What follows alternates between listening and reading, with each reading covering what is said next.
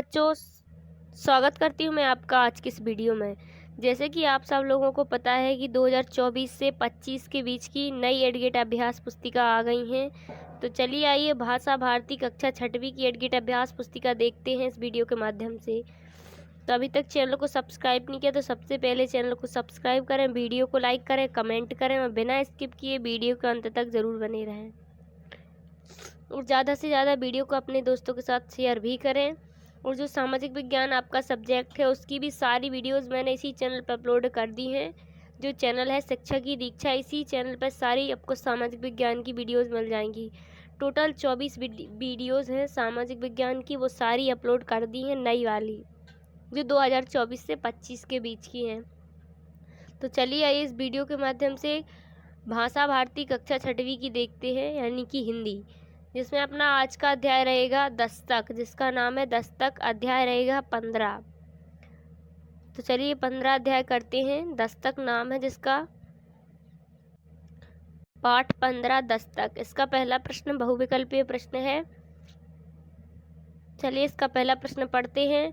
कान पकना मुहावरे का क्या अर्थ है? तो एक ही बात को बार बार सुनना। इसमें पहला आंसर सही हो जाएगा अपना, तो पहले में टिक कर दीजिएगा और इस प्रकार यहाँ पर लिख दीजिएगा। इसके बाद दूसरा प्रश्न है, शीला के मन में परिवर्तन कैसे हुआ? तो सोनू के उपचार में सहयोग के कारण।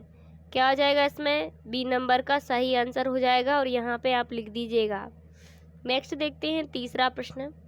दूसरों की सहायता करने से कौन सी भावना का विकास होता है? तो कौन सी भावना का विकास होता है? तो यहाँ पे परोपकार की भावना का विकास होता है दूसरों की मदद करने से। चलिए नेक्स्ट देखते हैं प्रश्न नंबर चौथा। अंतद्वंद की स्थिति कब उत्पन्न होती है? तो विचारों में असमानता। इसमें करेक्ट आंसर पहला हो जाएगा ए नंबर का, तो आप ए नंबर में इसमें टिक कर दीजिएगा। नेक्स्ट देखते हैं प्रश्न नंबर 5। निम्नलिखित में से शुद्ध वर्तनी वाला शब्द कौन सा है? तो इसमें क्या आ जाएगा? निम्नलिखित में से शुद्ध वर्तनी वाला शब्द। तो यहाँ पे जो आपको दिख रहा है विचारों में समानता, ये मिस्टेक से आ गया था, यहाँ का यहाँ नीचे आ गया बच्चों, देखिएगा। यहाँ बस इसको भरना है, यहाँ इसका सहानुभूति करेक्ट आंसर हो जाएगा सी, ठीक है। तो यहाँ पे सहानुभूति भर दीजिएगा, ये अपना गलत है, इसको नहीं लिखना है। चलिए बच्चों नेक्स्ट रिक्त स्थान देखते हैं। 6वां क्या है? 6वें रिक्त स्थान में, हम जैसा व्यवहार करेंगे समाज के लोग भी हमसे वैसा ही व्यवहार करेंगे। तो यहाँ पे समाज आ जाएगा। 7वां सत्य हमेशा खारा होता है। 8वां जन विश्वास अविश्वास में परिवर्तित होता है, तो कार्य की सफलता में संदेह होता है। 9वां खिलखिलाकर हंसना मुहावरा है। 10वां है मैं भोपाल जा रहा हूँ, वाक्य में संज्ञा शब्द भोपाल है।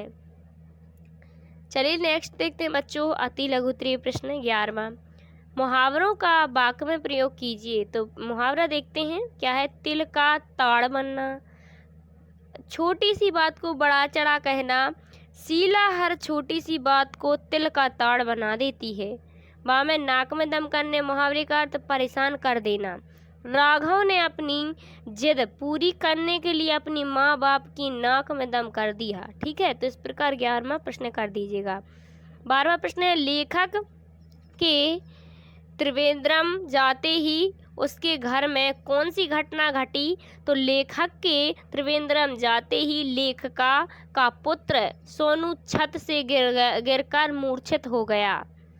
फिर 13वां प्रश्न, आज की संपत्ति और वैभव कोई साथ नहीं दे रहे थे, लेखक ने यह कथन किसके बारे में कहा? तो उत्तर में आ जाएगा, आज उनकी संपत्ति और वैभव कोई साथ नहीं दे रहे थे। यह कथन मुंशी प्रेमचंद्र की प्रसिद्ध कहानी पूस की रात में मुख्य पात्र हल्कू के बारे में कहा गया है। हल्कू एक गरीब किसान है जिसकी संपत्ति और वैभव उसके दुख और कठिनाइयों में कोई सहारा नहीं बन पाते। चलिए 14वां प्रश्न है, बालुकामय शब्द का अर्थ लिखकर वाक्यों में प्रयोग कीजिए। तो बालुकामय रेत से भरा हुआ। वाक्य में प्रयोग क्या हो जाएगा? गोवा का समुद्र का किनारा तो बिल्कुल बालुकामय है, यानी कि रेत से भरा हुआ है। 15वां प्रश्न है, आहट प्रत्यय का प्रयोग करते हुए दो शब्द बनाइए। तो पहला क्या हो जाएगा, बौखलाहट, दूसरा घबराहट। चलिए नेक्स्ट देखते हैं बच्चों लघु उत्तरीय प्रश्न।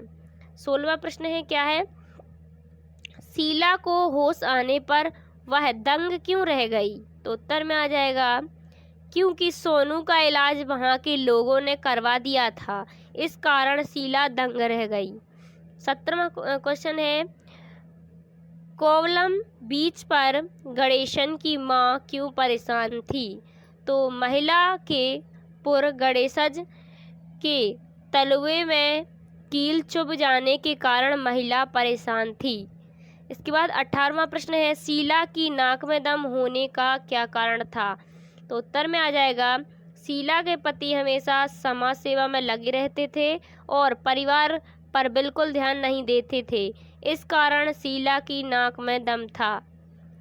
दीर्घ उत्तरीय प्रश्न है 19वां, हरिबाबू के व्यवहार से हमें क्या शिक्षा मिलती है। तो उत्तर में आ जाएगा, हरिबाबू बहुत ऊंचे पद पे काम करते थे, लेकिन आज उनकी संपत्ति और वैभव कोई साथ नहीं दे पा रहा था। वे कभी किसी के दुख सुख में शामिल नहीं हुए, समाज के लोगों से वह संपर्क पहले ही तोड़ चुके थे, इसलिए समाज ने भी उनके साथ वैसा ही व्यवहार किया जैसा उन्होंने किया। अंततः इसलिए हमें कभी भी घमंड गुरु नहीं करना चाहिए, कुछ पता नहीं होता कि हमारे साथ आगे क्या होने वाला है। तो आप इतना लिख दीजिएगा यहाँ से यहाँ तक 19वें में। चलिए नेक्स्ट 20वां प्रश्न देखते हैं बच्चों, यदि आपको समाज सेवा का अवसर मिले तो आप समाज के लिए क्या करेंगे।